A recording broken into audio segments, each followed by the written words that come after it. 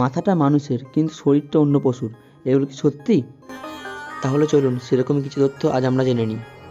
প্রথমেই আপনারা যেটা দেখতে পাচ্ছেন, অর্ধেক কুমির ও অর্ধেক মহিষ।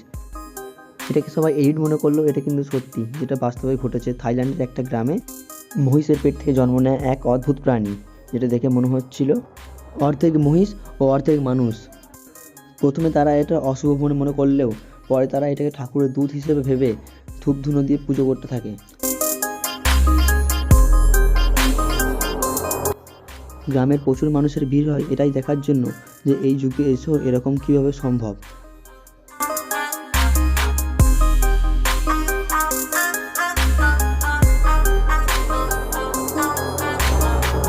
এরপর 2 নম্বর ঘটনায় আমরা দেখতে পাচ্ছেন একটা মানুষের পা দুটো ঘোড়ার পায়ের মতো হয়ে গেছে।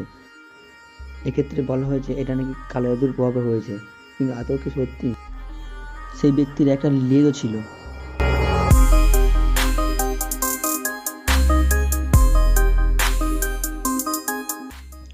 ঠিক এরকম আর একটা ভিডিও ইন্টারনেটে খুব দ্রুত ভাইরাল হয়েছিল। এখানে দেখা যায় এই মহিলার দুটো পা গরুর পায়ে পরিণত হয়েছে। পাশে থাকা ব্যক্তিটি বিভিন্ন তন্ত্রমন্ত্রের মাধ্যমে সেটাকে ঠিক করার চেষ্টা করছে, কিন্তু সেটা কোনোভাবেই ঠিক হতে চাইছে না।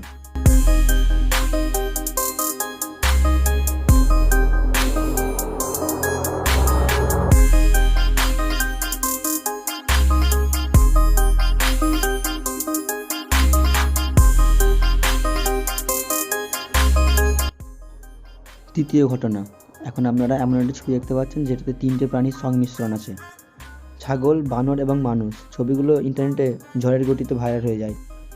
অনেকে এটাকে বিভিন্ন প্রজাতির প্রাণী ও অনেকে এটাকে এলিয়েনও মনে করে, কিন্তু না, এইসবের কিছুই না। আপনারা ভালো করে লক্ষ্য করে দেখতে পাবেন এখানে স্থানীয়রা প্রাণীটিকে ঘিরে রয়েছে এবং সাথে রয়েছে ধূপ, পাউডারের গুঁড়ো এবং পাখা চলছে।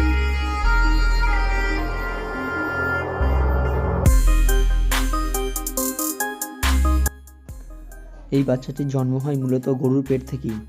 বাচ্চাটির জেনেটিক নিউট্রিশনের প্রবলেমের জন্য তার গায়ে পাউডার মাখিয়ে দেওয়া হয়। এরকম আরও অজানা তথ্য জানতে আমাদের চ্যানেলটিকে সাবস্ক্রাইব করে রাখুন।